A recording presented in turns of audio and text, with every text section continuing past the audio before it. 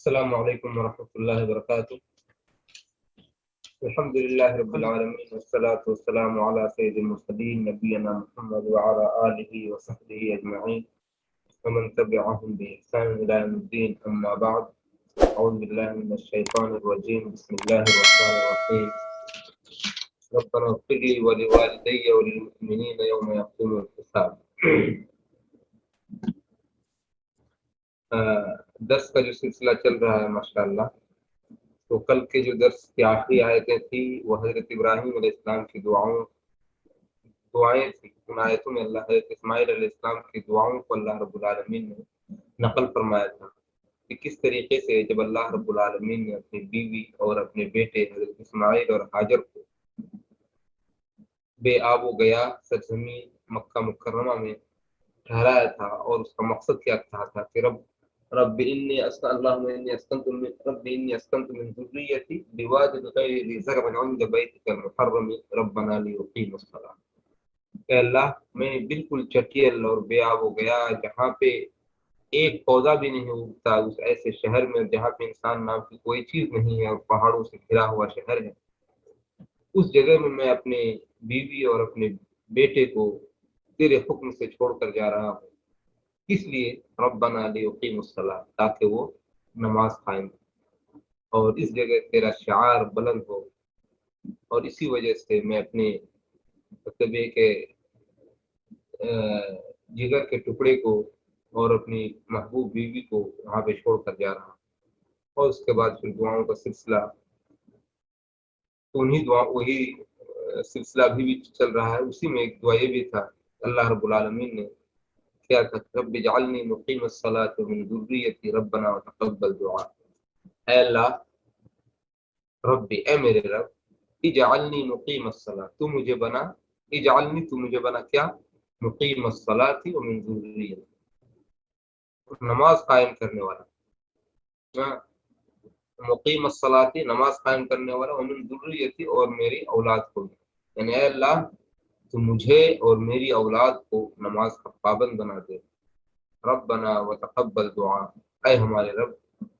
اور تو ہماری دعا کو قبول فرما دے۔ یعنی کہ انہوں نے یہ دعا کی کہ اے اللہ تو ہمیں نماز قائم کرنے والا بنا اور ہماری ان دعاؤں کو تو قبول فرما لے۔ اور کچھ مفسرین نے کہا کہ یہاں پہ جو دعا ہے، دعا سے مراد عبادت ہے، یعنی میری عبادتوں کو تو قبول فرما لے۔ اور پھر اس کے بعد دعا کہ ربنا اغفر لی ولوالدی وللمؤمنین یوم یقوم الحساب، اے اللہ تو مجھے بخش دے، ربنا اے ہمارے رب، اغفر لی تو ہمیں بخش دے، ولوالدی اور میرے والدین کو بھی بخش دے۔ ربنا اغفر لی ولوالدی، اے اللہ تو مجھے اور میرے والدین کو بخش دے، یوم وللمؤمنین اور تمام مومنین، یوم یقوم الحساب اس دن جس دن حساب قائم ہوگا، یعنی جس دن حساب کے لیے ترازو رکھے جائیں گے اور جس دن تو ایک ایک بندے کا حساب لے گا، اس دن تو مجھے، میرے والدین کو اور تمام مسلمانوں کو بخش دے۔ یہ نہایت جامع دعا ہے جس کے ذریعے حضرت ابراہیم علیہ السلام نے خود اپنے لیے، اپنے والدین کے لیے اور تمام مسلمانوں کے لیے دعا مانگی تھی، اور اسی لیے انسان کو بھی خود اپنے لیے، اپنے والدین کے لیے اور تمام مسلمانوں کے لیے اس دعا کو مانگنا چاہیے۔ بہت ہی اچھی دعا ہے۔ اب اس میں ایک سوال یہ پیدا ہوتا ہے کہ حضرت ابراہیم علیہ السلام نے اپنے والدین کے لیے کیوں دعا مانگی جبکہ ان کے والدین کافر تھے؟ تو بعض مفسرین نے لکھا ہے کہ اس سلسلے میں یہ ہے کہ حضرت ابراہیم علیہ السلام نے یہ دعا اس وقت مانگی تھی جب وہ نہیں جانتے تھے کہ وہ دونوں اللہ کے دشمن ہیں، یا انہیں یہ معلوم نہیں تھا کہ ہمیں ان کے لیے دعا نہیں کرنی۔ ہاں، اور کچھ لوگوں نے کہا کہ ان کی ماں مسلمان ہو گئی تھی، اور ایک قرأت میں والدی آیا ہے، ربنا اغفر لی ولوالدی، یعنی دعا میں صرف اپنے والدین کو مراد دیا تھا، اور دوسری قرأت میں والدیہ ہے، یعنی ربنا اغفر لی ولدیہ، یعنی اللہ تو مجھے اور میرے دونوں بیٹوں، والدی یا والدیہ کے بجائے کیا ہے، ولدیہ، ولد بیٹا، ولدینی دونوں بیٹے، ولدیہ میرے دونوں بیٹے، یعنی اسماعیل اور اسحاق کو بھی معاف کر دے۔ یہ متعدد یہ قرأت ہے، مطلب یہ ہے والدی اور ولدیہ، لیکن بہرحال اگر اس میں جیسے والدیہ ہے اللہ تو مجھے اور میرے والدین کو بخش دے۔ تو اس سے مراد یہ ہو سکتا ہے جس کی تو والدئی کا مطلب ہوتا ہے والدین یعنی ماں باپ، تو اس سے مراد وہی ہے کہ حضرت ابراہیم علیہ السلام نے اس وقت اپنے والدین کے لیے مغفرت کی دعا کی تھی جبکہ وہ نہیں جانتے تھے کہ ہمیں والدین کے لیے دعا نہیں کرنی ہے کیونکہ وہ دونوں اللہ کے دشمن۔ اور دوسری سب سے اہم چیز ہے کہ اس دعا کے ذریعے کم سے کم ہم اپنے والدین کے لیے ضرور دعا کریں، اور نبی کریم صلی اللہ علیہ وسلم بھی نبی کریم صلی اللہ علیہ وسلم نے بھی یہ دعا سکھائی کہ انسان اپنے لیے، اپنے والدین کے لیے اور اپنے مومنوں کے لیے انسان دعا کرے، بہت ہی جامع دعا ہے۔ یہاں سے حضرت ابراہیم علیہ السلام کا قصہ اب ختم ہوا، یعنی ان کے خانہ کعبہ کی تعمیر، مکہ کا آباد کرنا، اور پھر خشوع اور خضوع کے ساتھ رو کر کے اور گڑ گڑا کر کے اللہ رب العالمین کے لیے ان کا دعا کرنا، اس کو اللہ نے یہاں پہ نقل کیا ہے۔ اور ایک بات یاد رکھیں کہ حضرت ابراہیم علیہ السلام کی خشوع و خضوع اور خالص اخلاص کے ساتھ، کس اخلاص کے ساتھ اللہ نے دعا کیا تھا، اللہ تعالیٰ سے دعا کیا تھا کہ اللہ رب العالمین نے ان کی دعاؤں کو نہ صرف یہ کہ قبول کیا بلکہ ان کی ایک ایک سنت کو رہتی دنیا تک کے لیے جاری کر دی۔ اس کی ایک مثال، ایک ایک سنت، حضرت ابراہیم نے گھر بنایا اور وہاں پہ انہوں نے آواز دی لوگوں کو اس گھر میں اللہ کی عبادت کے لیے، تو اس وقت سے لے کر آج تک بلکہ رہتی دنیا تک لوگ کھینچے چلے آتے ہیں اس گھر میں اللہ کی عبادت کے لیے، اور وہ بے آب ہو گیا سرزمین، ایک ایسا شہر بن گیا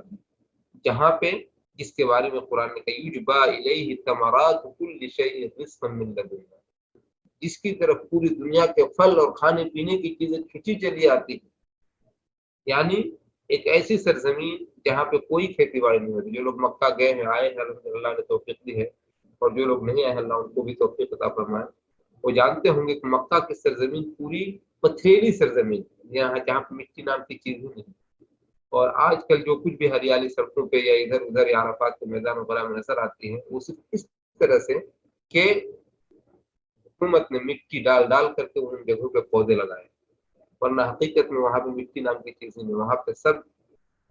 مطلب پتھر ہے، ریت بھی نہیں، پتھر ہے، پتھریلی سرزمین، خاص کر کے خانہ کعبہ کے آس پاس کے علاقے سارے کے سارے جہاں پہ کوئی مطلب گنجائش ہی نہیں۔ اس شہر میں اللہ رب العالمین پھلوں کے، کھانے پینے کی چیزوں کے ایسے ایسے انتظامات کرتا ہے کہ جو پھل اور جو رزق جن شہروں میں اگتا ہے شاید اس شہر کے لوگوں کو اتنی اچھی کوالٹی کی چیزیں میسر نہ ہو، لیکن وہاں پہ اللہ رب العالمین نے مکہ کو اور اہل مکہ کو اللہ رب العالمین نے وہ چیزیں میسر فرمائی۔ واقعہ تھا کہ وَارْزُقْ أَهْلَهُم مِّنَ الثَّمَرَاتِ مَنْ آمَنَ مِنْهُم بِاللَّهِ وَالْيَوْمِ الْآخِرِ، اللہ جو یہاں پہ ایمان والے لوگ ہیں اس رب جعل هذا البلد آمنا، اللہ تو اس شہر کو امن والا بناتا، امن والا شہر بنایا قیامت تک کے لیے، وہ یہاں کے لوگوں کو پھلوں سے روزی دیتا، اللہ تعالیٰ وہاں کے رہنے والوں کو پھلوں سے روزی دے رہا ہے۔ اور اسی طریقے سے کیا دعا کی کہ اللہ اس گھر کو عبادت کے لیے بنا، تو وہاں پہ اور دعا رب جعل لیقیم الصلاۃ، میں اپنی بیوی اور بچوں کو چھوڑ کے جا رہا ہوں تاکہ وہ نماز قائم کریں، اور آج بھی خانہ کعبہ صرف اور صرف نماز کے قائم کرنے کے اہتمام جس قدر وہاں پہ دنیا میں کہیں اور نہیں ہوتی ہے۔ آپ اگر وہاں دیکھیں گے وہاں کی ایکٹیویٹیز کو، ایسا لگتا ہے کہ بس پوری دنیا کی ساری ایکٹیویٹیز صرف نماز ہی نماز ہے، یہاں پہ سیٹنگ ہو رہی ہے پوری وہاں کے انتظامیہ، ابھی اس نماز کا وقت ہے چلو اب اس کو بند کر دیا جائے، اب اگلے نماز کا وقت ہو رہا ہے تب طواف روک دیا جائے، اب لوگ آ رہے ہیں لوگ جا رہے ہیں، ساری کی ساری چیزیں وہاں کی ساری سرگرمیاں نمازی کے گھومتے رہتے ہیں۔ اور اسی طریقے سے حضرت ابراہیم نے اپنے بیٹے کو کی قربانی کی، تو اس قربانی کو آج تک رہتے دنیا تک تمام مسلمانوں کے لیے مشروع قرار دیا گیا۔ حضرت حاجر علیہ السلام صفا سے مروہ تک اور مروہ سے صفا تک دوڑی، اس کو اللہ رب العالمین نے حج اور عمرے کا ایک جز قرار دیا۔ حضرت ابراہیم نے خانہ کعبہ کے طواف کی، خانہ کعبہ کو قائم کیا اور کہا کہ رب اجعلنی مقیم الصلاۃ ربنا وجعلنا مسلمین لک ومن ذریتنا امۃ مسلمۃ لک وارنا مناسکنا وتب علینا انک انت التواب الرحیم، اور کہ وَإِذْ يَرْفَعُ إِبْرَاهِيمُ الْقَوَاعِدَ مِنَ الْبَيْتِ وَإِسْمَاعِيلُ رَبَّنَا تَقَبَّلْ مِنَّا إِنَّكَ أَنْتَ السَّمِيعُ الْعَلِيمُ، خانہ کعبہ کی دیواروں کو اٹھاتے ہوئے اس نے دعا کی کہ اللہ ربنا تقبل منا، اللہ تو ہم سے ہمارے اس عمل کو، اس عبادت کو قبول کر لے، وہ قبولیت بخشی کہ رہتی دنیا تک مومن اس گھر کے مقام اور اس کے مقام و مرتبے کو اللہ رب العالمین نے آج تک باقی رکھا ہزاروں سال کے گزر جانے کے باوجود۔ تو یہ ساری چیزیں تھیں۔ حضرت ابراہیم علیہ السلام کا خلوص، اللہ رب العالمین کے لیے حضرت ابراہیم علیہ السلام کا ڈیڈیکیشن، اور بے نفسی جس کو بولتے ہیں، اس کا کیا مقام تھا ہم اور آپ شاید تصور بھی نہ کر سکیں، اور اس کے نتیجے میں اللہ رب العالمین نے حضرت ابراہیم علیہ السلام کو وہ مقام عطا فرمایا کہ ان ابراہیم کان امۃ قانتا للہ حنیفا، کہ ابراہیم تنہا ایک امت ولم یکن من المشرکین، اور اللہ کی طرف رجوع کرنے والے تھے، ولم یکن من المشرکین، اور وہ مشرکین میں سے نہیں تھے۔ اس سے پتہ چلتا ہے کہ جو انسان اللہ رب العالمین کے جس قدر خلوص کے ساتھ، جس قدر بے نفسی کے ساتھ، اور جس قدر جو ہے اللہ رب العالمین کے لیے اپنے آپ کو سمرپت کرنے کے ساتھ دعا کرے گا، یا اپنے آپ کو اللہ کے لیے خالص کرنے کے ساتھ ساتھ دعا کرے گا، اللہ تعالیٰ بھی اسی قدر اس کی دعاؤں میں اخلاص اور اس کی دعاؤں میں وہ تاثیر عطا فرمائے گا، اور اس کے آثار کو اسی طرح دیر تک باقی رکھتا ہے۔ چنانچہ حضرت ابراہیم کے بعد تقریباً انبیاء علیہ السلام کا سلسلہ، جتنے بھی انبیاء اکرام آئے، عام طور پر حضرت ابراہیم علیہ السلام کے بعد ان سب کا سلسلہ انہیں سے جا کے جڑتا ہے، خواہ بنی اسرائیل ہو یا امت محمد نبی صلی اللہ علیہ وسلم ہو جو کہ اسماعیل کی اولاد سے۔ تو یہ ان کی دعاؤں کا نتیجہ ہے، اور اس نے جو دعا کی تھی اپنے بیٹوں کے لیے، وجعلنا مسلمین لک ومن ذریتنا امۃ مسلمۃ، مجھ کو اور میری امت کو، میری بعد میں آنے والی امت کو اور ذریت کو اپنے امت مسلمہ بنا لے، اپنا فرما بردار مسلمان بندہ بنا لے۔ تو آج تک لوگ امت مسلمہ ان کی مطلب یہ ہے کہ مسیحی سے چلی آ رہی ہے، چاہے وہ بنی اسرائیل کی شکل میں ہو، یا پھر یہ نصارہ کی شکل میں ہو، یا پھر بعد میں محمد رسول اللہ صلی اللہ علیہ وسلم کے پیروکار اور متبعین کی شکل میں ہوتی ہے۔ اپنے آپ میں بہت بڑی چیز ہے، اور ان کی دعاؤں قبولیت کا اثر ہے جو ہمیں دکھتا ہے۔ تو یہی ہے۔ اس کے بعد اللہ رب العالمین اب دوسرا سلسلہ شروع کر رہا ہے کہ اب نبی صلی اللہ علیہ وسلم کو اللہ تعالیٰ تسلی دے رہا ہے ایک طرح سے کہ یہ تو ابراہیم کی دعا تھی، اب آپ جو کوشش کر رہے ہیں، جو دعا کر رہے ہیں، انہیں طرح سے کہ چشم چراغ ہے، اور آپ یہ دیکھ رہے ہیں بسا اوقات کہ خانہ کعبہ پر مشرکوں کا غلبہ ہے، ظالمین یہاں پہ جو ہے تو آپ مسلمانوں سے برتر ہیں، اور مسلمانوں کے اوپر ظلم ڈھا رہے ہیں، اور ان کا کچھ نہیں ہو رہا۔ تو ایسا کچھ نہیں ہے۔ فرمایا ولا تحسبن اللہ غافلا عما يعمل الظالمون انما يؤخرهم ليوم تشخص فيه الابصار ولا تحسبن، اور آپ ہرگز گمان نہ کریں، یعنی آپ یہ نہ سمجھے، ولا تحسبن اللہ غافلا، آپ اللہ رب العالمین کو غافل نہ سمجھے، ہاں، اما اس چیز سے جو ظالم لوگ کرتے ہیں، یعنی ظالم جو حرکتیں کرتے ہیں، ان کے جو کرتوت ہیں، تو آپ یہ نہ سمجھیں کہ اللہ رب العالمین ان کے کرتوتوں سے کیا ہے، ناواقف ہے یا غافل ہے، اللہ کو ان کی کوئی فکر نہیں ہے یا کچھ پتہ نہیں ہے، ایسا نہیں ہے، بلکہ ایک ایک چیز، ان کی ایک ایک چیز کے بارے میں اللہ رب العالمین جانتا ہے، اور ایک ایک چیز سے واقف ہے، اور ساری چیزوں کو اللہ تعالیٰ ان کے نام اعمال میں لکھ رہا ہے، درج کر رہا ہے کہ تم نے کیا کیا، کس نے کیا کیا، کس نے کیا نہیں کیا۔ تو وہی کہا کہ اللہ تعالیٰ کے ہاں ایسا کچھ نہیں ہے، بلکہ اللہ تعالیٰ کیا کر رہا ہے، انما یؤخرهم، بلکہ وہ تو صرف کیا کر رہا ہے، ان کو مؤخر کر رہا ہے، ان کو ایک مہلت دے رہا ہے، ان کو ایک تھوڑی سی تعجیل دے رہا، ڈھیل دے رہا ہے اس دن کے لیے جس دن تشخص فیہ الابصار،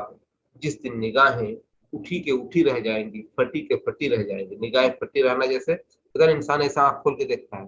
اب کوئی ایسی چیز جو خلاف توقع اور جس کا وہ گمان بھی نہیں کر سکتا تھا، اور وہ اس کے ساتھ واقع ہو جاتا ہے، اور اب دیکھتا ہے کہ اس سے بچنے کا کوئی ذریعہ ہی نہیں ہے، تو انسان مطلب خوف اور گھبراہٹ کے عالم میں اس کی نگاہیں اٹھتی ہیں، تو پھر مطلب آنکھ بند نہیں ہوتی، اور وہ بہت دیر تک انسان اسے سوچتا رہتا۔ تو ہی کیا اسی کی طرف اشارہ ہے۔ یہ تو دنیا کی چھوٹی چھوٹی چیزوں کے لیے انسان جو ہے تو انسان کو محسوس ہوتا ہے، تو بھلا بتائیے کہ اس وقت کیا ہوگا جب کہ واقعی نجات کا کوئی ذریعہ نہیں ہوگا، بچنے کا کوئی راستہ نہیں ہوگا، تو اس وقت انسان کے نگاہوں کے اٹھنے کا اور آنکھوں کے پھٹنے کا کیا منظر ہوگا، ہم اور آپ سوچ بھی نہیں سکتے۔ اسی کے بارے میں اللہ تعالیٰ فرما رہا ہے کہ وَلَا تَحْسَبَنَّ اللَّهَ غَافِلًا عَمَّا يَعْمَلُ الظَّالِمُونَ، اور آپ اللہ رب العالمین کو ظالموں کے کرتوتوں سے غافل نہ سمجھے، یہ نہ سمجھے کہ اللہ تعالیٰ یہ جو ظالم لوگ کر رہے جو حرکتیں، اس سے اللہ غافل ہے یا کچھ پتہ نہیں ہے، ایسا نہیں ہے۔ इन्नमा युअख्खिरुहुम बियौमिन तशख़्सु बिहिल अब्सार, वो तो उन्हें उस दिन तक मोहलत दे रहा है अल्लाह ताला, बस एक ढील दे रहा है। अख्खरा युअख्खिरु, ताखिर करना, बस मुलतवी करना, टाइम को आगे बढ़ाना। वो तो उनको बस मोहलत दे रहा है। लियौमिन, उस दिन के लिए जब आंखें क्या होंगी, तशख़्सु, शख़स यशख़सु मतलब होता है आंखें उठना ऊपर की तरफ ऐसे, तो तशख़्स निगाहें उड़ जाएंगी, तो उसको उर्दू में बोलते हैं निगाहें उड़ जाना, या निगाहों का पथरा जाना, यानी ऐसे हो जाना गोया कि निगाहें ये आम इंसानों की आम निगाह नहीं है, बल्कि जैसे पत्थर की आंखें जो पलक नहीं झपक रहे हैं। जैसे आपने देखा होगा कि कुछ लोग जिनकी आंखें मतलब ये कि जो नाबीना होते हैं, कुछ होते हैं तो उन लोगों की आंखें पत्थर की होती है। जो पत्थर की आंखें होती है तब वो, अब आप देखेंगे उन आंखों में पलक नहीं होती, इसलिए जाहिर सी बात है वो नेचुरल आंखें नहीं, तो उन आंखों वो पलक नहीं मार सकते, उनकी आंखें हमेशा खुली रहती हैं। तो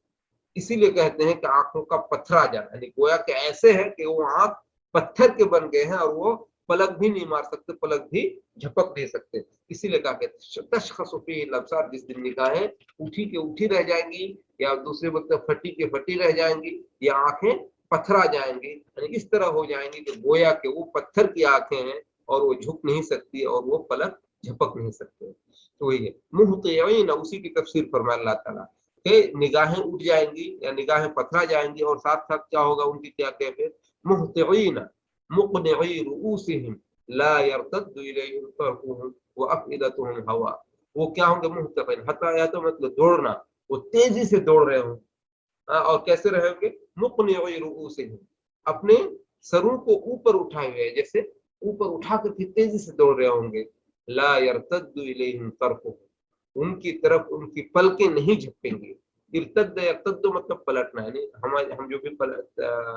पलक झपकते हैं तो हमारी पलकें क्या होती है, ऊपर जाती है और नीचे आती है। तो ये कह रहा कि लेकिन उस दिन क्या हालत होगी कि ला यर्तद इलैहिम तर्फुहुम, उस दिन उनकी निगाहें या उनकी पलकें उनकी तरफ नहीं झपकेंगी। वो अफ़इदतुहुम हवा, और उनके जो दिल हैं वो हवा हो रहे होंगे, यानी हवा का मतलब ऐसा हो रहा होगा कि बस उनको एक पल करार नहीं आगे, जिस तरह हवा तेजी से चल रहे होते हैं उस तरीके से उनके दिल मतलब बेचैन और बेकरार होंगे, एक पल चैन नहीं आएगा। ये सूरत हाल होगी एक इंसान की, कि जिस दिन जब इंसान जाएगा तो कब्र से उठने के बाद जब बेचैनी के आलम में तेजी से वो हश्र के मैदान की तरफ दौड़ रहा होगा, और उस दिन का आलम, उस दिन का मंजर ही बहुत ही खतरनाक और बहुत शदीद होगा। अल्लाह ताला हम तमाम लोगों को उस दिन की सख्ती से, उस दिन के हवलनाकी से, उस दिन की परेशानी से, और उस दिन की जो खतरनाक सूरत हाल होगी उससे हम तमाम लोगों को महफूज रखे, और हमें अल्लाह ताला अपने अर्श के साए तले जगह नसीब फरमाए। तो ये जो है निहायत ही खतरनाक दिन होगा। उसी के बाद में अल्लाह ताला फरमा रहा है मुहतिईन मुक़निई रुऊसिहिम, वो तेजी से दौड़ रहे होंगे और अपने उनके जो सर होंगे वो ऊपर उठे होंगे। इसलिए कि आदमी जब बेचैनी का आलम होता है देखता कि अल्लाह कुछ हो जाए, कुछ हो जाए, अब हम क्या करेंगे। तो ये जो चीजें हैं, जिन चीजों को अल्लाह रब्बुल आलमीन ने अपनी किताब में बार बार बयान किया है, ये कोई मजाक या कोई खेल नहीं है, तमाशा नहीं है। ये अलग बात है कि इंसान मादी चीजों को देखते हुए दुनिया के चकाचौंध में इस तरह खो गया है कि उस दिन की कैफियत से इंसान गाफिल हो गया।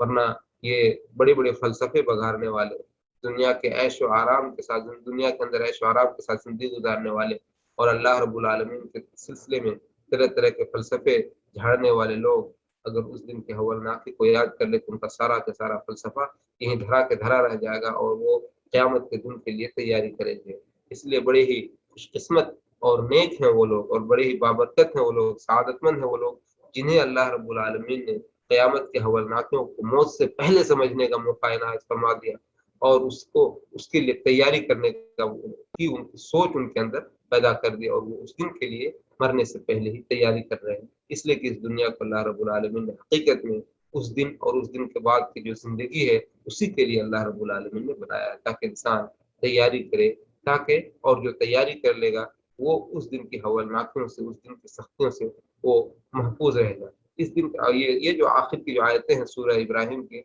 वो सब के सब क़यामत के हवलनाकियों के बारे ही में है। अब आप सुनते जाइए और देखते जाइए कि उनकी क्या सूरत हाल है। तो अल्लाह ताला फरमा रहा है कि वो अपने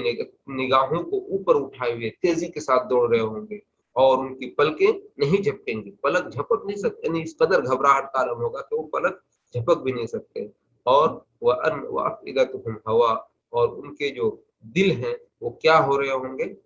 ہوا ہو رہے ہوں گے۔ سورہ معارج میں اللہ تعالیٰ اسی کے سورہ شکر سے کھینچتے ہوئے فرماتا ہے یوم یخرجون من الاجداث سرعا، اس دن لوگ کیا کریں گے؟ تیزی سے قبروں سے نکل کر خوب تیزی سے دوڑ رہے ہوں گے، یعنی کہ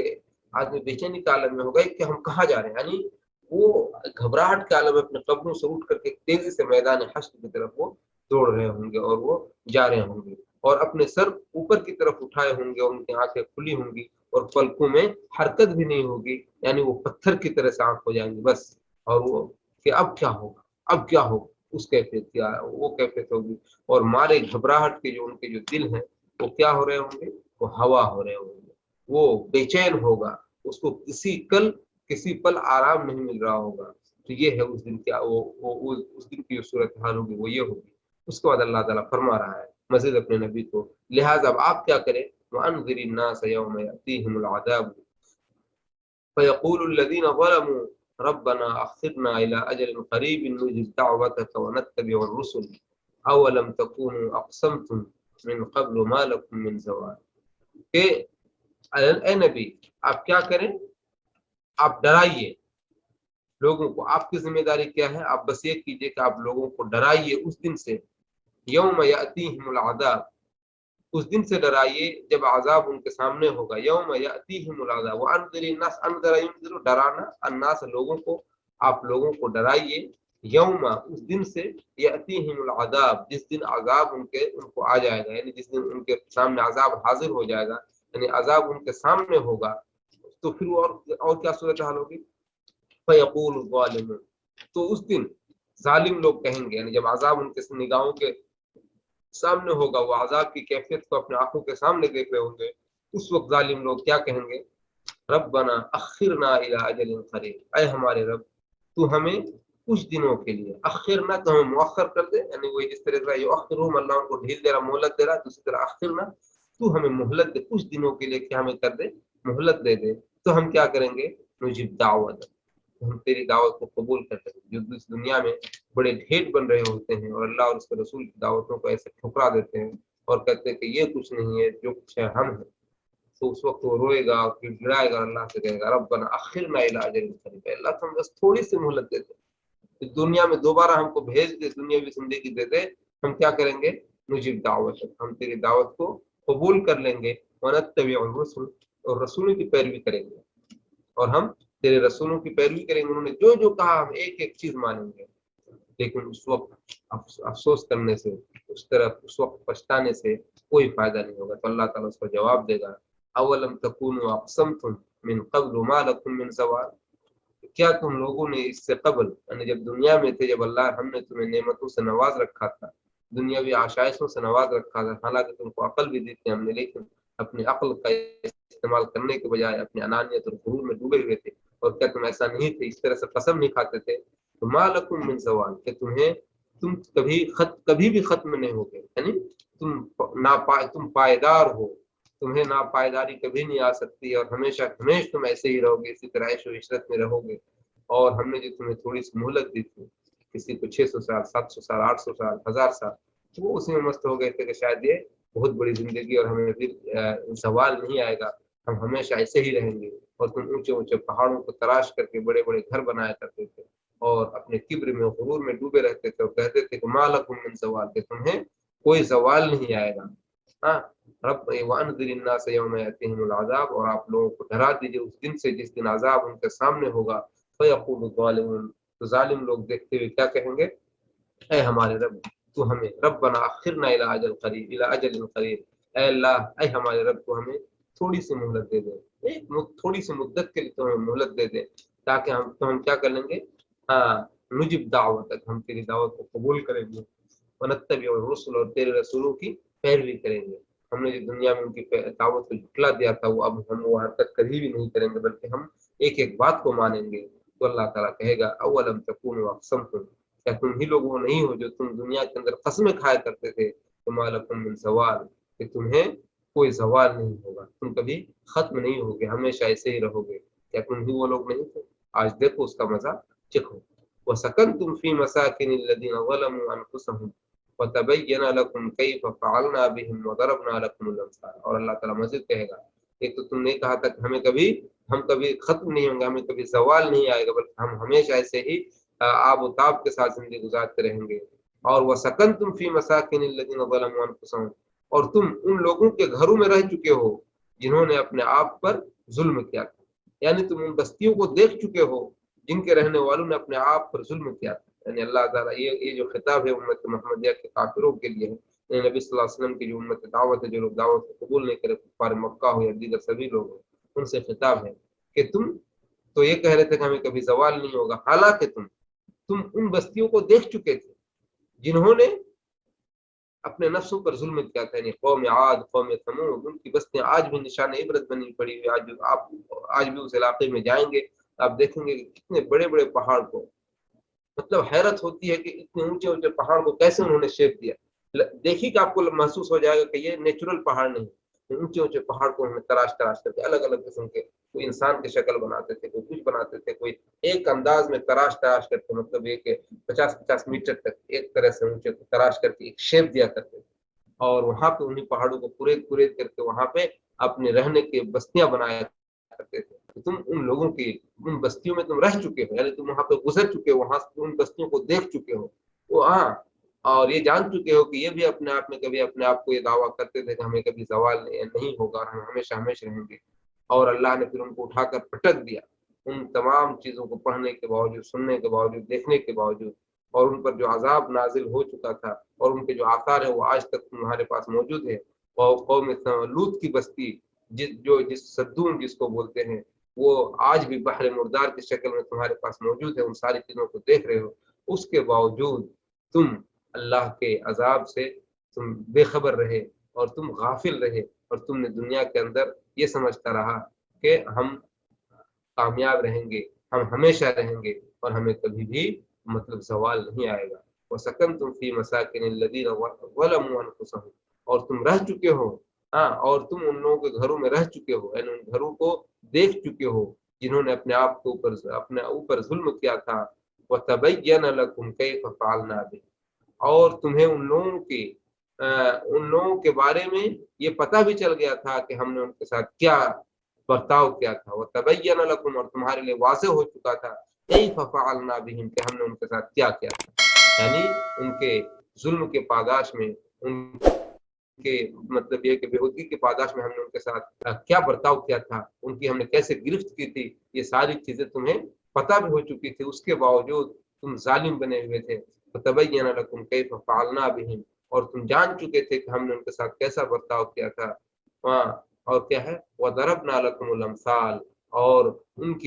ہم نے تمہارے لیے مثالیں بھی بیان کر دی تھی، طرح طرح کی مثالیں ہم نے تمہیں بیان کیا تھا، قوموں کی مثالیں، کس قوم کے ساتھ کیا ہوا، کس قوم کے ساتھ کیا ہوا، اور ایک ایک مثال بھی ہم نے بیان کیا تھا کہ اگر تم نیک رہو گے، اچھے کام کرو گے تو ایسا نتیجہ ہوگا، اور برے کام کرو گے تو تمہارا انجام یہ ہوگا۔ ان سب کے باوجود تم نے ہماری ایک بھی بات نہیں مانی، ہے نا۔ وَسَكَنْتُمْ فِي مَسَاكِنِ الَّذِينَ ظَلَمُوا أَنفُسَهُمْ، اور تم ان لوگوں کے مسکنوں میں یا ان لوگوں کے ٹھکانوں میں یا ان لوگوں کے گھروں کو تم رہ چکے ہو، یعنی تم ان کو دیکھ چکے ہو جنہوں نے اپنے اوپر ظلم کیا تھا۔ وَتَبَيَّنَ لَكُمْ، اور تمہارے لیے ظاہر ہو چکا تھا کہ كَيْفَ فَعَلْنَا بِهِمْ، ہم نے کیسے ان کے ساتھ برتاؤ کیا۔ وَضَرَبْنَا لَكُمُ الْأَمْثَالَ، اور ہم نے تمہارے لیے مثال بھی بیان کر دی تھی۔ وَقَدْ مَكَرُوا مَكْرَهُمْ وَعِنْدَ اللَّهِ مَكْرُهُمْ وَإِنْ كَانَ مَكْرُهُمْ لِتَزُولَ مِنْهُ الْجِبَالُ، کہ اب اللہ تعالیٰ فرما رہا ہے کہ وَقَدْ مَكَرُوا مَكْرَهُمْ، انہوں نے اپنی چال چلی، ہے نا، ان لوگوں نے اپنی چال چلی، جو کفار تھے انہوں نے اپنی چال چلی، یعنی کہ جو اللہ کے رسول صلی اللہ علیہ وسلم کو اللہ تعالیٰ تسلی دیتے ہوئے کہہ رہا ہے کوئی بات نہیں، آپ گھبرائیں نہیں، وہ اپنی چال چل رہے ہیں۔ اہل مکہ نبی صلی اللہ علیہ وسلم اور دعوت اسلامیہ کے خلاف، اسلامی دعوت کے خلاف زبردست سازشیں کرتے تھے، تو اللہ تعالیٰ کہہ رہا ہے کہ کوئی بات نہیں، وہ اپنی ان کی جو بھی سازشیں ہیں وہ سب کے سب لکھی جا رہی ہیں، اور ان کی سازشیں ایسی تھی، اتنی خطرناک سازشیں تھی کہ پہاڑ کو بھی اکھاڑتے تھے، یعنی ایسی خطرناک سازش کرتے تھے کہ وہ تہو بالا کر دے، لیکن ان سے بڑا سازش کرنے والا اللہ تعالیٰ ہے۔ وقد مکروا مکرهم، اور انہوں نے کیا کی، اپنی چال چلی۔ وعند اللہ مکرهم، اور اللہ کو ان کے چالوں کا کیا تھا، پتہ تھا کہ وہ کیا کر رہے ہیں۔ وَإِن كَانَ مَكْرُهُمْ لِتَزُولَ مِنْهُ الْجِبَالُ، اگرچہ ان کی سازشیں ایسی تھی کہ پہاڑ بھی اپنی جگہ سے ٹل جائے، ہل جائے، یعنی اتنی خطرناک انداز سے وہ چال چلتے تھے کہ اگر وہ پہاڑ کے خلاف اس طرح کی سازش کر لے تو شاید پہاڑ بھی اپنی جگہ سے ہل جائے، اس طرح کی وہ سازش کیا کرتے تھے مسلمانوں کے خلاف اور اللہ کی دعوت کے خلاف۔ تو ہی کہہ رہا ہے لیکن ایسی کوئی بات نہیں ہے، اللہ کے نزد کو ان کے تمام سازشوں کا علم ہے، ہاں، اور ان کی سازشیں انسان کچھ بھی مطلب ہے کہ تمہارا نقصان نہیں پہنچا سکتی۔ کیوں؟ اس لیے کہ اللہ رب العالمین اپنے نبی اور دین اسلام کی حمایت کے لیے کافی ہے، اور ان کی ساری کے ساری چالیں دھری کے دھری رہ جائیں گی۔ اور ایسا ہوا بھی کہ جب ان کی ساری چالیں سب دھری کے دھری رہ گئیں اور اسلام کی دعوت پورے آب و تاب کے ساتھ پوری دنیا میں چمکتی رہی اور پھیلتی رہی، اور آج بھی الحمدللہ پورے آب و تاب کے ساتھ اسلام کی دعوت جاری اور ساری۔ تو ہی اسی کے بارے پھر اللہ تعالیٰ فرما رہا فلا تحسبن اللہ مخلف وعده رسلا ان اللہ عزیز ذو انتقام۔ آپ ہرگز اللہ تعالیٰ کو وعدہ خلافی کرنے والا نہ سمجھے، فلا تحسبن اللہ، ہرگز ہرگز نہ سمجھے، ہاں، اللہ اللہ کو۔ دیکھیے عربی کا ایک قاعدہ ہے لا تحسبن، تو جو لوگ پڑھے ہیں عربی زبان مدارس میں سمجھتے ہوں گے کہ یہ لام تاکید بانون تاکید کا صیغہ ہے، ہاں، نہیں بانون ثقیل ہے، یعنی کہ تاکید در تاکید۔ لا تحسبن کا معنی میں تو لا تحسب، تم گمان نہ کرو یا تم نہ سمجھو، لا تحسبن تم ہرگز ہرگز گمان نہ کرو، یعنی بالکل تمہارے ذہن میں یہ چیز آنا ہی نہیں چاہیے کیا کہ ان اللہ مخلف وعدہ رسول، کہ اللہ تعالیٰ کیا کرے گا، اپنے رسولوں سے وعدہ خلافی کرے گا۔ اللہ تعالیٰ رسول سے جو اللہ نے جو وعدہ کیا اس سے اللہ تعالیٰ مکر جائے گا، ایسا تم بالکل بھی نہ سمجھو، بلکہ اللہ تعالیٰ اپنے انبیاء کے اپنے نبیوں کی ضرور مدد کرے گا اور ان کے ساتھ ہر وقت کھڑا رہے گا، ہے نا۔ اور اللہ رب العالمین نے جو وعدہ کیا ہے، کیا وعدہ کیا ہے اللہ نے، بتا دے وعدہ کیا ہے کہ پہلے ایک وعدہ کہ سورہ غافر میں ایک جگہ ہے انا لننصر رسلنا، ہم اپنے رسولوں کی ضرور بضرور مدد کریں گے۔ ایک جگہ کیا فرمایا اللہ نے لَكَتَبَ اللَّهُ لَأَغْلِبَنَّ أَنَا وَرُسُلِي، اللہ نے اس بات کو لکھ کر دیا ہے کہ میں اور میرے رسول کیا ہوں گے، غالب آئیں گے۔ اسی طریقے سے اللہ نے ایک جگہ وعدہ کیا وعد اللہ الذین آمنوا منکم وعملوا الصالحات لَيَسْتَخْلِفَنَّهُمْ فِي الْأَرْضِ، یہ اللہ کا وعدہ ہے ان لوگوں سے، ایمان والوں سے۔ وعد اللہ الذین آمنوا منکم، تم میں سے جو ایمان والے ہیں، وعملوا الصالحات، اور نیک عمل کر رہے ہیں، ان کے ساتھ کیا ہے، لَيَسْتَخْلِفَنَّهُمْ فِي الْأَرْضِ، کہ اللہ تعالیٰ ضرور بھی ضرور انہیں زمین کا خلیفہ بنائے گا، یعنی زمین کی باغڈور اور زمین کا نظام ان کے سپرد کرے گا، یہ اللہ کا وعدہ ہے۔ اس سے پتہ چلا کہ ہمیں زمین کی خلافت لینے کے لیے کوشش نہیں کرنی چاہیے کہ ہم حکومت قائم کریں، ہم کوشش کریں اور کیسے نہیں، بلکہ ہماری ذمہ داری کیا ہے کہ ہم ایمان لائیں اور نیک عمل کریں۔ اگر ہم ایمان لائیں گے اللہ کی ذات پر اور نیک عمل کریں گے اور اللہ کے حکموں کو پھیلائیں گے تو اللہ تعالیٰ خود بخود ہمیں اپنے اس سے ہمیں زمین کے باغڈور اور زمین کی یہ مطلب قوت و سطوت ہمیں عطا فرمائے، سمجھ گئے نا۔ اللہ کے حکم کو ہم نافذ کریں گے، اس کے راستے میں اعلیٰ کلمت اللہ کے لیے ہم جہاد کریں گے تو اللہ تعالیٰ ہمیں ضرور بھی ضرور حکومت عطا فرمائے گا۔ اس کے لیے ہمیں الگ سے سازش کرنے کی، یعنی ایمان کو اور عمل صالح کو چھوڑ کر کے ہم صرف یہی سازش کرتے رہیں کیسے ہمیں حکومت ملے، کیسے ہمیں حکومت ملے، تو یہ صحیح طریقہ نہیں ہے، بلکہ صحیح طریقہ کیا ہے کہ ہم خود ایمان لائیں اور نیک عمل کریں اللہ تعالیٰ کے لیے، تو اللہ تعالیٰ ضرور بھی ضرور ہمیں زمین پر کا خلیفہ بنائے گا اور زمین کو حکمرانی عطا فرمائے گا۔ یہ ہے اللہ کا وعدہ۔ تو اللہ تعالیٰ نے جو سارے وعدے کیے ہیں تو ایسا نہ سمجھو کہ اللہ تعالیٰ اپنے رسولوں سے اپنے وعدے کا کو جھٹلائے گا یا رسولوں سے کیے گئے وعدے سے مکر جائے گا، ایسا ہرگز نہیں ہوگا۔ ان اللہ عزیز ذو انتقام، بے شک اللہ تعالیٰ بڑا زبردست عزیز غالب ذو انتقام اور زبردست انتقام لینے والا ہے، یعنی جو اللہ تعالیٰ بہت مہربان ہے، بہت رحم کرنے والا ہے، لیکن جو اللہ کو چیلنج کرے گا، اللہ سے کی دعوت کو کا انکار کرے گا، جو اللہ رب العالمین کے مطلب یہ ہے کہ دعوت کو یا اللہ رب العالمین کے حلم اور بردباری کا غلط فائدہ اٹھا کر کے اللہ رب العالمین کے نافرمانی، ناشکری اور اللہ رب العالمین کی دعوت کو حقیر سمجھے گا، تو پھر اور اللہ کی کبریائی اور اللہ رب العالمین کا جو بڑپن ہے اس کو اوڑھنے کی کوشش کرے گا، تو پھر اللہ تعالیٰ اس سے سخت عذاب بھی دے گا اور زبردست انتقام بھی دینے والا ہے۔ پھر اس کے بعد اللہ تعالیٰ قیامت کے دن کے حوالات کو بیان کرتے فرما رہا ہے یوم تبدل الارض غیر الارض، جس دن اور یہ کب ہوگا؟ اللہ تعالیٰ اس سے جو بدلہ لے گا کس دن کی بات ہے؟ جس دن تبدل الارض غیر الارض، جس دن زمین کو بدل دی جائے گی زمین کے علاوہ سے، جو موجودہ صورتحال ہے اس کیفیت سے بدل کر کے اس کی دوسری کیفیت ہو جائے گی۔ یوم تبدل الارض غیر الارض، جس دن اس سرزمین کے علاوہ کوئی اور زمین ہوگی، ہے نا؟ جس دن جب قیامت قائم ہوگی تب یہ سرزمین کے علاوہ یہ سرزمین نہیں ہوگی، بلکہ کسی دوسری زمین سے اس کو بدل دیا جائے گا، اور اس کی کیا کیفیت ہوگی ہم اور آپ نہیں سمجھ سکتے ہیں۔ وہ یوم تبدل الارض غیر الارض والسماوات، اور آسمان بھی بدل دیے جائیں گے، یعنی کہ یہ جس آسمان کو ہم اور آپ دیکھ رہے ہیں یہ وہ آسمان بھی نہیں ہوگا، بلکہ آسمان بھی بدل دیا جائے گا۔ اور یہ ساری چیزیں غیب کی ہے اور اللہ کے ہاتھ کی ہے، ہم نہیں جانتے اس کی کیا کیفیت ہوگی۔ بس یہ یاد رکھیں کہ نہایت ہی ہولناک دن ہوگا، خطرناک دن ہوگا۔ ہم تھوڑی بہت سائنس پڑھ کر کے، تھوڑی بہت فزکس کے بارے میں جان کر کے ہم یہ سمجھ لیتے ہیں ہم نے پوری دنیا کا انکشاف کر دیا، ایسا کچھ نہیں ہے۔ اللہ رب العالمین خالق کائنات ہے، ایک ایک ذرہ ذرے کا سے لے کر کے بڑی سے بڑی چیز کا، کائنات کی تمام چیزوں کی تدبیر کرتا ہے۔ ہم زمین ہی کو نہیں ایکسپلور کر سکے پوری، تو پوری کائنات سے چھوڑ دیں۔ ہاں، سولر سسٹم کی کچھ چیزوں کو دیکھ لیا ہم نے، ابھی تک ہم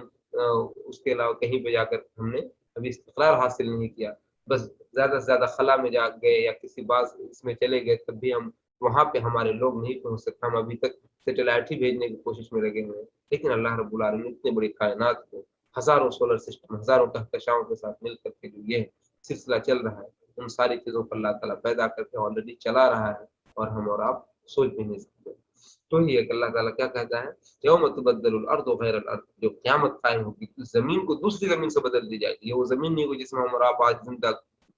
چل رہے ہیں، پھر رہے ہیں، جو مٹی ہے سب کچھ ہے، اس کی حالت اور ہو جائے گی، اور بڑی خطرناک صورتحال ہوگی جب ہم میدان حشر میں کھڑے ہوں گے۔ سورج کہا جاتا ہے کہ بارش میں اوپر آ جائے گا۔ تو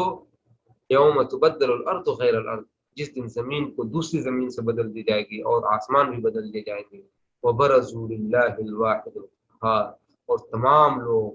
صرف اللہ کے سامنے حاضر ہوں گے جو ایک ہے اور سب پر غالب۔ وبرزوا، اور سب ظاہر ہوں گے، یعنی کیسے، کہاں سے ظاہر ہوں گے؟ اپنے اپنے قبروں سے اٹھ کر کے ایک اللہ کی جو بڑا زبردست ہے اللہ، اور جو سب پر غالب ہے، اس اللہ کے سامنے تمام کے تمام لوگ اٹھ کھڑے ہوں گے۔ اس دن جو کیفیت ہوگی، اس دن کے بارے میں اللہ تعالیٰ فرما رہا ہے۔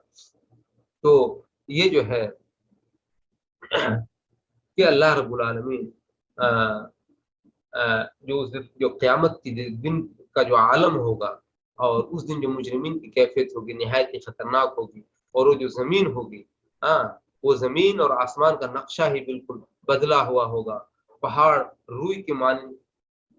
مطلب یہ ہے کہ ایسے اڑ رہا ہوگا جیسے روئی ہے، اور یہ جو زمین ہے کہا جاتا ہے کہ وہ تانبے کی ہو جائے گی، اور سمندر کا پانی پھوٹ پڑے گا، زمین ہموار ہو جائے گی، آسمان کے ستارے بکھر جائیں گے، اور شمس و قمر بے نور ہو جائیں گے۔ لوگ اپنے اپنے قبروں سے نکل کر کے اللہ تعالیٰ کے سامنے حاضر ہوں گے، حاضر ہونے کے لیے دوڑ رہے ہوں گے، تاکہ وہ انہیں اللہ رب العالمین اپنے ان کے اعمال کا بدلہ چکھائے۔ یہ کیفیت ہوگی قیامت کے دن کا، اور اسی کا نقشہ کھینچتے ہوئے اللہ تعالیٰ فرما رہا ہے وَتَرَى الْمُجْرِمِينَ يَوْمَئِذٍ مُقَرَّنِينَ فِي الْأَصْفَادِ، اور اس دن آپ دیکھیں گے مجرمین کو، جو دنیا میں بڑے دادا بنا کرتے تھے، جو دنیا میں بڑے، مطلب یہ ہے کہ اپنے آپ کو یہ سمجھا کرتے تھے کہ ہم ہی اس دنیا کے سب کچھ ہیں، ہم ہی جو کچھ ہیں، اور تھوڑی سی دولت یا تھوڑی سی شہرت یا تھوڑی سی طاقت، وہ قوت جو زمین میں اللہ نے ان کو عطا کی تھی، اس کی بنیاد پر وہ سمجھ رہے تھے کہ ہم ہی سب کچھ ہیں، ہم جو چاہیں گے جس طرح سے چاہیں گے ویسا ہی ہوگا۔ لیکن وہ غافل رہتے تھے کہ اس بات سے کہ ہمیں بھی اللہ کے سامنے پیشی ہوگی ہماری بھی، اور ہمیں بھی اللہ کے سامنے حاضر ہو کر کے ایک ایک چیز کا جواب دینا پڑے گا۔ وَتَرَى الْمُجْرِمِينَ يَوْمَئِذٍ مُقَرَّنِينَ فِي الْأَصْفَادِ، اور آپ مجرموں کو دیکھیں گے، ہاں کیا دیکھیں گے؟ آپ اس دن مجرموں کو دیکھیں گے کہ مقرنین فی الاسفاد، وہ جکڑے ہوئے ہوں گے، کس سے؟ فی الاسفاد، زنجیروں میں، یعنی مجرم لوگ کیا ہوں گے؟ زنجیروں میں جکڑے ہوں گے۔ اور ہر ایک قسم کے مجرمین کو الگ الگ جمع کیا جائے گا کہ متکبرین، کبر و غرور کرنے والے، ظلم کرنے والے، اور اللہ کے حکموں کو ٹالنے والے، ہر قسم کے جو مجرمین ہوں گے الگ الگ حال جگہ پہ جمع کیا جائے گا، اور ان کے ہاتھوں میں اور ان کے پاؤں میں، مطلب کہ بیڑیوں سے ہاتھ اور پاؤں کو جکڑ دیا جائے گا، اور ان کے گردنوں کو کے ساتھ باندھ دیا جائے گا تاکہ وہ حرکت نہ کر سکے۔ یوں تو اللہ کے حکم کے بغیر اس دن ایک چیز بھی حرکت نہیں کر سکتے، لیکن پھر بھی ان کو مزید ذلیل کرنے کے لیے ان کے ہاتھوں کو اور پیروں کو جکڑ کر کے ان کے گردنوں سے باندھ دیا جائے گا، اور اس دن کی صورتحال ہوگی نہایت ہی خطرناک اور بھیاوہ ہوگی وہ صورتحال۔ اسی کے بارے میں اللہ تعالیٰ فرما رہا ہے وَتَرَى الْمُجْرِمِينَ يَوْمَئِذٍ مُقَرَّنِينَ فِي الْأَصْفَادِ، اور اس دن آپ مجرموں کو دیکھیں گے وہ زنجیروں میں جکڑے ہوئے ہوں گے، سرابیلہم من قطران وتغشى وجوہہم النار، اور کیا ہوگا ان کے جو پیرہن ہوں گے، یعنی وہ جو لباس پہنا ہوا ہوگا وہ کس چیز کا ہوگا، من قطران، وہ تارکول کے ہوں گے، گندھک کے ہوں گے، جیسے سڑک وغیرہ ہم بناتے ہیں نا، جس سے کالی چیز ہو بالکل گرم گرم، جس سے اور اس سے پھر بٹھا دیا جاتا ہے اور سڑکوں سے پکی ہو جاتی ہے، اس طرح کے تارکول کے گندھک کے، مطلب یہ کہ ان کا لباس ہوگا، ہاں، جو ان کے پورے جسم کو جلا دے گا، ہاں، اور ان کے چہروں پر آگ لپک رہی ہوگی، اور اللہ تعالیٰ نے ان جہنمیوں کو شکل و صورت کی قباحت اور ان کی جو بدترین حالت ہے ان کو بیان کرنے کے لیے انہیں خارش زدہ اونٹ سے ان کی تفصیل میں مثال بیان کی ہے، وہ ایسے ہوں گے جو خارش زدہ اونٹ ہمیشہ کھجلا رہے ہوں گے اسی طریقے سے، اور جس سے ان کے جسم سے پیپ نکل رہی ہوگی اور بدبو آ رہی ہوگی، اور علاج کے لیے اس کے سارے جسم پر گندھک مل دیا گیا، ایسا اونٹ جو پورا جسم جس کا خراش زدہ ہو، پیپ نکل رہا ہو، اور اس کے علاج کے لیے بالکل گندھک لگا دیا گیا ہو تاکہ اس کو کچھ سکون مل سکے۔ اسی طریقے سے قیامت کے دن اللہ تعالیٰ جہنمیوں کو یا مجرمین کو کہ جسم پر گندھک مل دے گا، اور جس کی بدبو بہت ہی شدید اور جس کا منظر بڑا ہی قبیح ہوگا۔ اللہ تعالیٰ ہم تمام لوگوں کو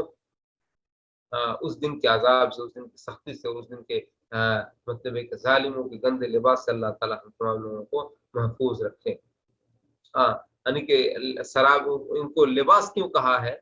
کہ جیسے سرابیلہم من قطران، کہ ان کا جو لباس ہوگا یا ان کا جو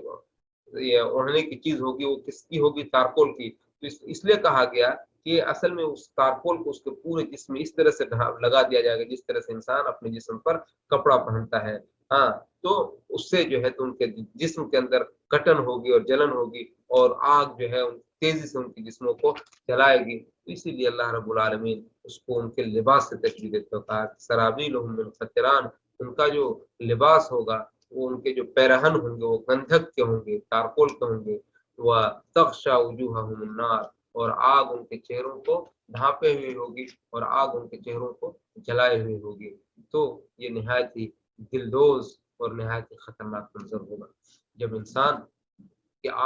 چہروں میں آگ جل رہی ہوگی اور انسان بچنے کی کوشش کرے گا لیکن کہیں بچ نہیں سکتا۔ لیے جزی اللہ، اور یہ سب کیوں ہوگا، کیوں اللہ تعالیٰ اس طرح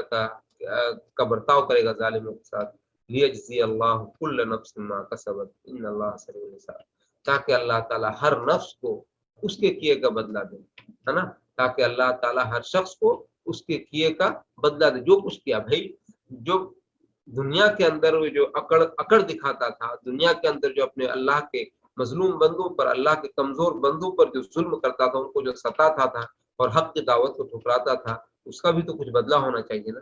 جو دنیا میں جب ہر ایک استہزاء کیا کرتا تھا اور یہ سمجھتا تھا کہ یہی کچھ نہیں ہے، ہم ہی سب کچھ ہیں، اور اللہ کے بندوں پر ناحق ظلم کیا کرتا تھا، اللہ کے بندوں کو ستاتا تھا، ان کے لیے آسانیاں نہیں پیدا کرتا تھا بلکہ ان کو پریشان کیا کرتا تھا، تو اس کا بھی تو کچھ سزا ہونا چاہیے۔ اور اسی طریقے سے جو بیچارے مجبور تھے، مقہور تھے، اور اللہ کی دعوت دیتے تھے اور ایک اللہ کے حکم پر عمل کرتے تھے، ان کا بھی تو کچھ بدلہ ہونا چاہیے، ان کو بھی تو کچھ بہتر بدلہ ملنا چاہیے۔ اسی لیے اللہ تعالیٰ قیامت کے دن جو نیک لوگ ہوں گے ان کو جنت کے بدلہ عنایت فرمائیں گے، اور جو ظالم ہوں گے ان کو ان کے کیے کا بدلہ عطا فرمائیں گے۔ اسی لیے کہا کہ اللہ تعالیٰ جو مجرموں کے ساتھ یہ جو برتاؤ کریں گے، سلوک کریں گے، اس لیے کریں گے تاکہ اللہ تعالیٰ ہر شخص کو اس کے کیے کا بدلہ دے دے، ہے نا۔ جو قیامت کے دن جو اہل جرائم کے ساتھ جو کچھ بھی ہوگا یہ سب ان کے عمل کا بدلہ ہوگا جو دنیا میں وہ کیا کرتا تھا۔ ان اللہ سریع الحساب، اور اللہ تعالیٰ کیا ہوگا، بہت جلد حساب لینے والا ہے، اس دن بہت تیزی کے ساتھ حساب لے گا اللہ تعالیٰ، آدم سے لے کر کے آخری انسان تک اللہ تعالیٰ بڑی تیزی کے ساتھ ایک ایک بندے کا حساب لے گا۔ ھذا بلاغ للناس ولینذروا به وليعلموا انما هو اله واحد ولیذکر اولو الالباب۔ اب اللہ تعالیٰ فرما رہا ہے کہ ساری جو چیزیں ہوں گی، ہاں، یہ جو ہے یہ لوگوں کے لیے اللہ کا پیغام ہے، یعنی یہ اللہ کی طرف سے پیغام ہے، بلاغ ہے، تاکہ لوگ جان جائیں۔ دیکھو اللہ نے ساری چیزوں کو کھول کھول کر کے بیان کر دیا ہے، اب تمہارے پاس شک و شبہ کی کوئی گنجائش نہیں رہ گئی ہے۔ ھذا بلاغ للناس، یہ لوگوں کے لیے اللہ کا پیغام ہے، وَلِيُنذَرُوا بِهِ، اور تاکہ انہیں اس کے ذریعے ڈرایا جائے، اس پیغام کے ذریعے لوگوں کو آگاہ کر دیا جائے کہ بھئی تمہارے ساتھ ایسا ہونے والا ہے، وَلِيُنذَرُوا بِهِ، اور تاکہ اس کے ذریعے لوگوں کو ڈرایا جائے، وَلِيَعْلَمُوا، اور تاکہ وہ جان لیں، ہاں، انما هو الہ واحد، کہ وہی تنہا معبود ہے، تنہا اللہ ہے اور اس کا کوئی شریک نہیں ہے، وَلِيَذَّكَّرَ أُولُو الْأَلْبَابِ، اور تاکہ عقل والے نصیحت حاصل کریں۔ یعنی اللہ تعالیٰ فرما رہا ہے کہ اس نصیحت کے ذریعے، اس پیغام کا مقصد کیا ہے؟ 3 مقصد ہے، تاکہ لوگ جان جائیں، کہ تاکہ لوگوں کو ڈرایا جائے اللہ کے عذاب سے، گرفت سے، اور یہ جان جائے کہ اللہ تعالیٰ ہی تنہا اور اکیلا ہے، وَلِيَعْلَمُوا أَنَّمَا هُوَ إِلَٰهٌ وَاحِدٌ، اور اللہ اکیلا ہے اور اللہ اکیلا معبود ہے، اور تیسری چیز کیا ہے؟ وَلِيَذَّكَّرَ أُولُو الْأَلْبَابِ، اور تاکہ جو عقل والے ہیں، جو واقعی سمجھدار لوگ ہیں، وہ کیا کر لیں؟ نصیحت حاصل کر لیں، ہاں، اور اللہ رب وقت آنے سے پہلے اور اس دنیا میں رہتے ہوئے ہی اللہ رب العالمین کے عذاب سے بچنے کی تیاری کر لیں۔ ھذا بلاغ للناس، اور یہ لوگوں کے لیے اللہ کی طرف سے پیغام ہے، اللہ کا پہنچا ہوا ہے، اللہ کی دعوت ہے، یا اللہ کا پیغام ہے، تاکہ ہاں، اور تاکہ انہیں وَلِيُنذَرُوا بِهِ، تاکہ انہیں اس کے ذریعے ڈرایا جائے، اس پیغام کے ذریعے سنا کر کے کہ دیکھو تمہاری حالت یہ ہونے والی ہے، ہاں، اور وہ اس سے باز آ جائیں۔ وَلِيَعْلَمُوا أَنَّمَا هُوَ إِلَٰهٌ وَاحِدٌ، اور یہ وہ جان لیں تاکہ کہ بے شک اللہ اکیلا معبود ہے، اللہ کے ساتھ کوئی دوسرا شریک نہیں ہے اور کوئی دوسرا معبود نہیں ہے جس کی عبادت کی جا سکے۔ وَلِيَذَّكَّرَ أُولُو الْأَلْبَابِ، اور تاکہ عقل والے لوگ نصیحت حاصل کرنے کہ ہمیں کس طریقے سے اللہ تعالیٰ کی عبادت کرنی ہے اور کس طریقے سے جہنم کے عذاب سے بچنے کی تیاری کرنی ہے۔ تو یہ ہمیں جو ہے اس چیز کو سمجھنے کی ضرورت ہے، اور قرآن مجید کی آیتوں پر جب ہم غور و فکر کریں گے اور ان کی آیتوں کو سمجھنے کی کوشش کریں گے، اور اللہ رب العالمین نے گزشتہ قوموں کے ساتھ کیا کیا، اور اس کے ساتھ ظلم کرنے والے یا اس کی آیتوں کو ٹھکرانے والی جو قوم ہے، جو بھی ہو، جس دور میں بھی ہو، اس کے ساتھ اللہ تعالیٰ قیامت کے دن کیا کرنے والا ہے، جب ہم ان چیزوں کو جان جائیں گے تو ہمارے دلوں کے اندر ایک طرح سے یقینی طور پر نرمی پیدا ہوگی، اللہ رب العالمین کا خوف پیدا ہوگا، اور اللہ رب العالمین کی محبت بھی ہمارے دلوں میں جاگزیں ہوں گی، کیونکہ اللہ تعالیٰ نیک عمل کرنے والوں سے بے انتہا محبت کرتا ہے اور اپنے تمام بندوں سے بہت زیادہ محبت بھی کرتا ہے، لیکن جو اس کی کبریائی کو یا کبریائی کے ردا کو اوڑھنے کی کوشش کرتا ہے تو پھر اللہ تعالیٰ ان کو عذاب بھی بہت سخت دیتا ہے۔ اس لیے انسان کو چاہیے کہ وہ اللہ کے اس پیغام کو سمجھے تاکہ لوگ اس سے ڈرے، اللہ کی وحدانیت کا اقرار کرے، اور عقل مند لوگ، عقل رکھنے والے لوگ مطلب ایک اس وقت کے آنے سے پہلے ہی اپنی تیاری کر لیں۔ میرے خیال سے وقت بہت ہو گیا اور یہ صورت بھی ختم ہو گئی ہے، اس لیے یہیں سے جو ہے آج کے درس کا سلسلہ روکا جا رہا ہے۔ اب انشاءاللہ کل ہمارے اگلے مدرس آپ کو سورۃ الحجر کی پہلی آیت سے انشاءاللہ درس دیں گے۔